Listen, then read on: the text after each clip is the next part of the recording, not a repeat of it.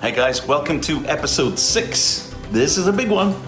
First of all, I want to say thank you for all the support and the comments. It has been really overwhelming and heartwarming. I've been getting comments locally from places like San Diego and Canada, and then all the way out to Holland, Germany, Colombia, Australia, and even where else? Dundee, Scotland. So I just want to thank you for all of that. It's really impressive and just makes me feel very happy, and it's a wonderful experience. So here we go. Let's dive into episode 6. It's a biggie. I don't know if you can tell from my excitement what was happening. Stay, calmly walk. You know, can't even talk. You are. Oh, come on. Shit!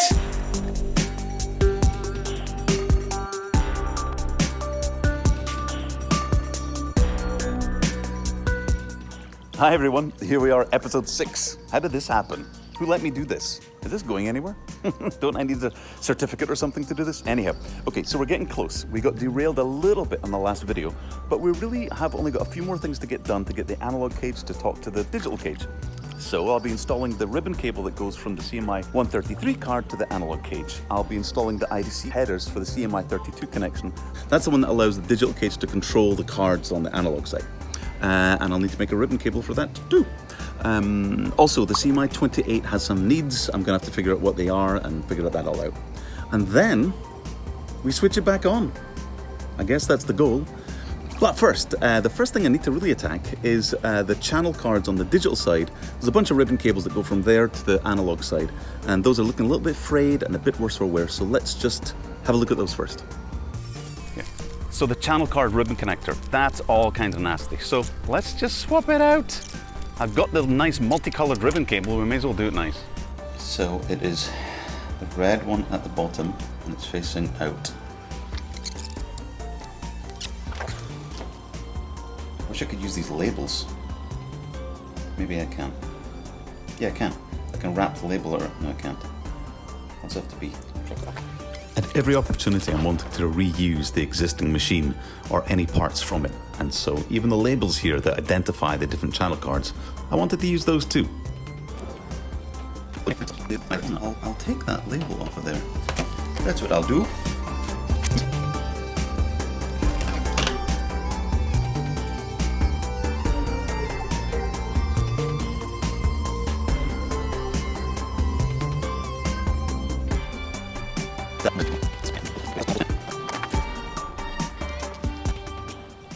I need to take a look at that. Oh, that's nasty. Zoink. It's all kind of brittle. As you can see, it's been a lot of pressure has been put on a lot of the cable in there, and it feels old too. What I want to do is somehow get this sticker from here. Alrighty, I managed to disconnect it from the thing. Let's flatten it back like that. Boom, look at the ribbon cable, all glorious and much more colourful than the other ones. Okay, so it's backwards. Who cares? It's all good. Alright, that wasn't so bad. Okay, now I just need to get the IDC socket and mount that on the analog motherboard. Then make the ribbon cable. This is the last connector. The IDC connector is arriving today. Parts of this were obviously assembled or pre-assembled, and they already had CMI parts, but in this particular situation, they just trimmed off the cable. So I think they probably pre-assembled this and then cut off the cables that aren't needed for CMI-ness. Again, they're all facing one way. They've all got the red on the left, and this one is a 37 pin.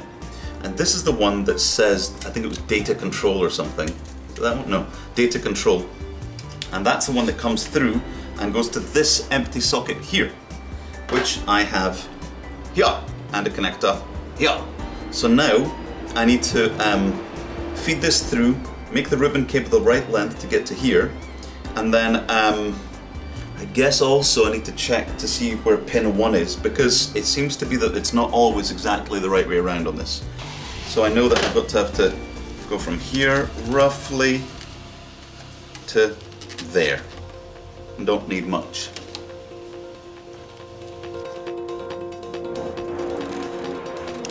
Okay, from reading this, it looks like I can see written on down here is 33 and 34. Right? You can't see it, it's this down in there. So this means this is pin 1. Now looking at the pictures, it shows that pin 1 is at the top.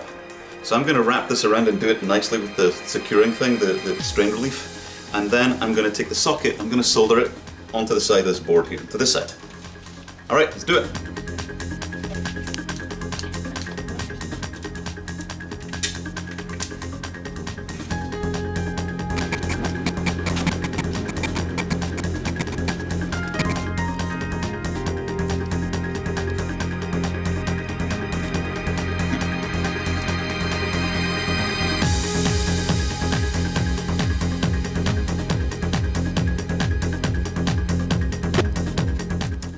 I realise now that seeing as I'm here, I need to add this 10-pin one, doot, and then also the other one. There's another one for sampler or something right here for the power supply for metronome and stuff. I've got to do all that too. So let's get on with it. Okay, so the learnings continue. This is what I would consider just a normal IDC, connector that's lockable with the things that go out there, and everything's fine. Here's a 10-pin version of that, and I guess I've just not got enough knowledge in this area, but this is 10-pin and this is a 10-pin thingy, and will it go in? No. You need one that's for a lockable one of this exact same type. This is too wide, so what I had to do on the other one is remove the lockable part and then drill it out and make it bigger, which is a massive pain in the balls. It does make it lockable, which is good. These took forever to arrive in the first place. They came from the UK, and so I guess I could just delve in and try and find the right kind, or I'll try and file this one out. I'm getting some of these ones. These ones are already arriving tomorrow. They're cheap and all. They're just not lockable. But this one here, I'm not going to be able to get for a month. So I'm going to just take out the lockable parts and do the same thing I did the other day. Just take out all the bits so I can get the socket in there. Pain.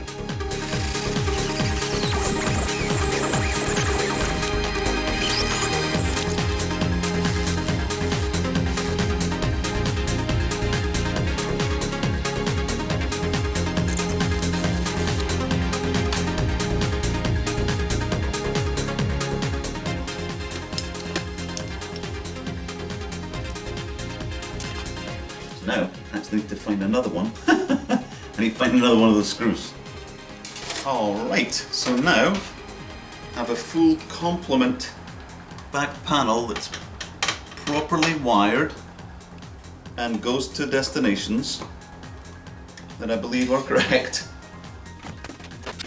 Okay, we're now in a place where it looks like we can put it all back together. What could possibly go wrong? I have complete faith. Come on, get in there. So this is a bit weird. It seems to be pushing back, and I don't know if it's normal to have like power connectors shoving up against data connectors. These power connectors like got 30 amps of them at 5 volts, and they're pushing up against these tiny little pins that could be penetrating through and give a nasty, shock to the system. I don't want that to be happening, so a bit frustrating, but we'll get there.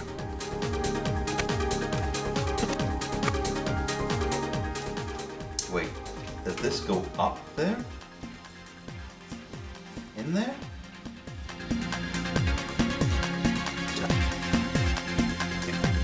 What the hell? I don't like that. It's so squashed in there. I don't know, squishing power cables directly against data cables.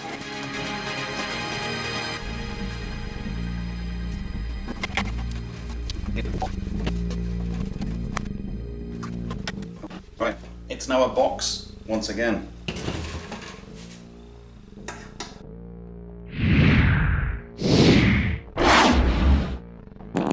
Oh.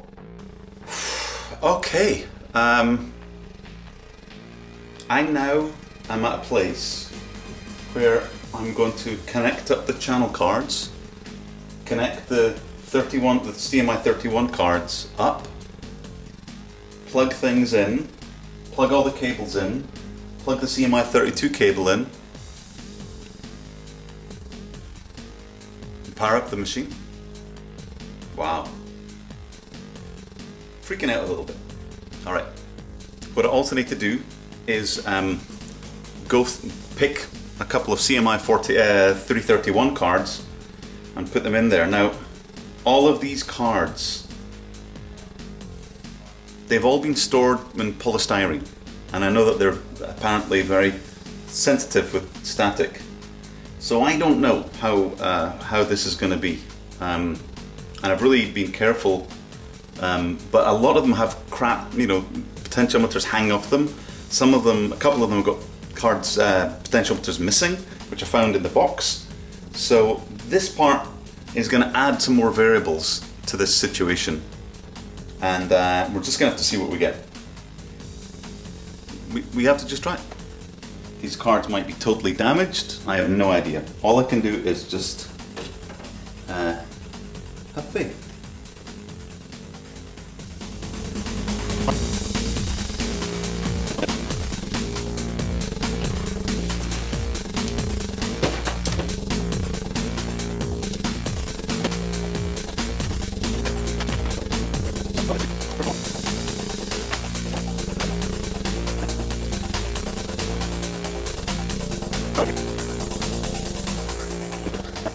Okay, I'm going to power this up one more time, see if everything's good, and I'm going to go and get my laptop.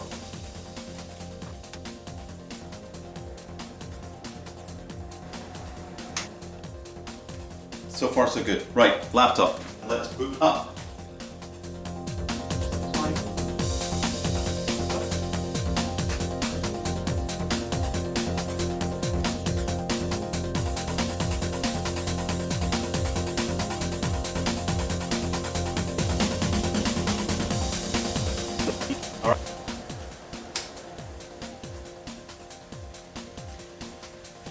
Okay, semaphore not allocated. I guess that's going to be my next internet search. Okay, it was giving me a semaphore error, but what I did was just loaded a voice and then loaded RS and then got it to play something, so which it's doing right now. So good thing is RS works, right, for a kickoff, and then it's playing, and then I look at the channel card. Now that shows that there is one voice being played right there. And you would think that it being doing that, it would be that at the end it'd be going on and off. So maybe something's crashed. But what I need to do now is connect an XLR from there out to something. Jeez, I need to get things connected now. All right, let's do it. It could very well be that it's actually making a noise right now and we just don't know it. So I have to get this and get it into this. And I need what's this? Where does this go? What's it?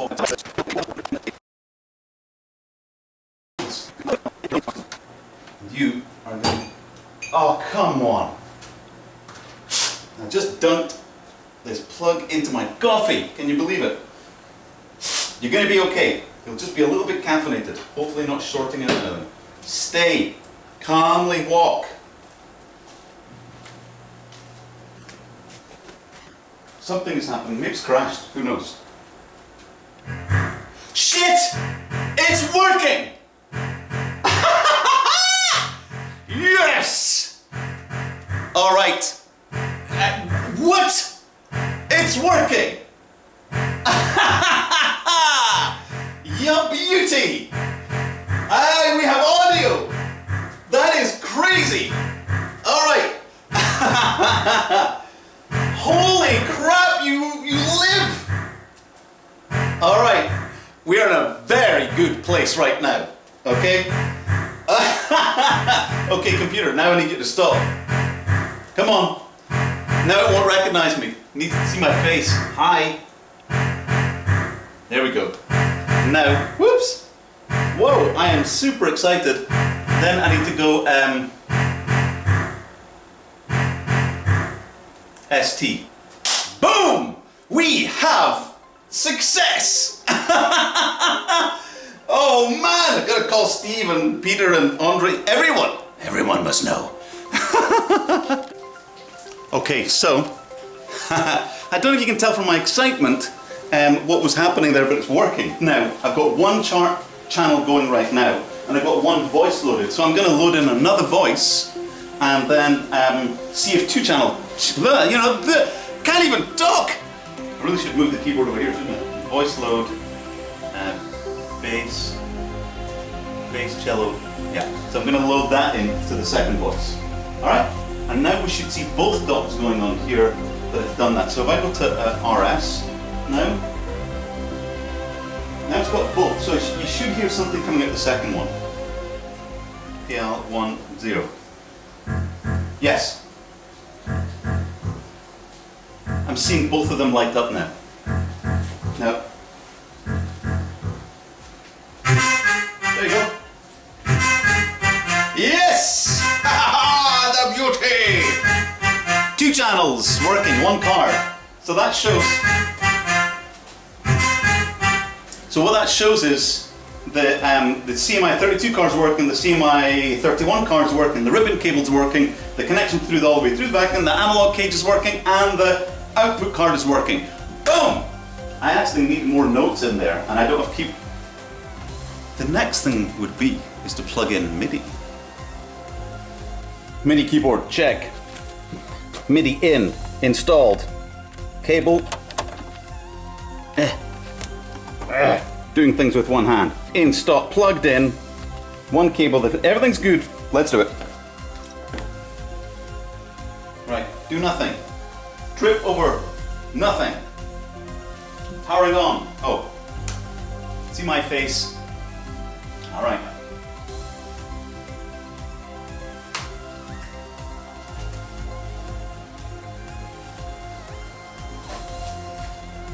Voice load, bass cello, bunk. Oops. Clear. Voice load, bunk. All right.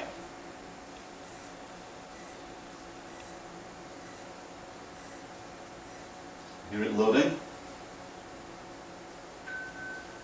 Okay, here we go.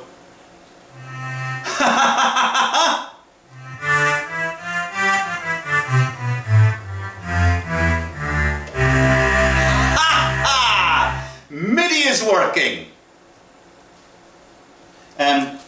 Pitch bend.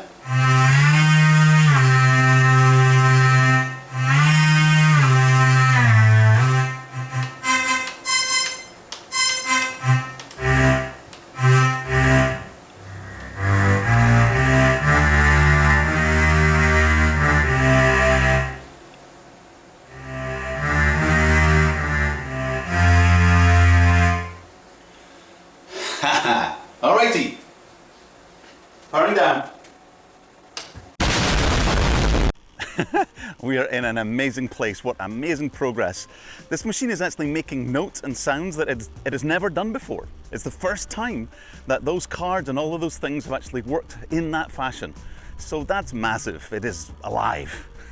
But we've still got a lot to do. First of all, we've got to put the whole thing back together, because right now it is just a bunch of parts splayed all over a table. That's not good. There's a bunch of stuff that I'm really just not familiar with the rails and all of that stuff. And then I don't have a keyboard. I need to find a proper keyboard, either getting the MFX thing working via the 354 card, or maybe the USB to CMI connection thingamajig. I need to figure that one out. So that's that. And then also, mouse. I don't have a mouse. What? Can't do anything. Well, there's some things you just can't do without the mouse. So there's that to do. And then there's a bit of an open wound at the front there. I need to build something that will actually have a front plate to make the front look complete. This is kind of a cosmetic thing, but also a cooling thing. It doesn't have a front face. It's got to have a face. Can't just be like that. Anyway, it's got to be dignified. And then we can worry about the other things, like getting the rack mount put together, getting it installed, and then I've got to calibrate the whole thing too. So there's still a lot to be done. We'll see you in the next one. Wow, 88 megabytes. This one's a winner.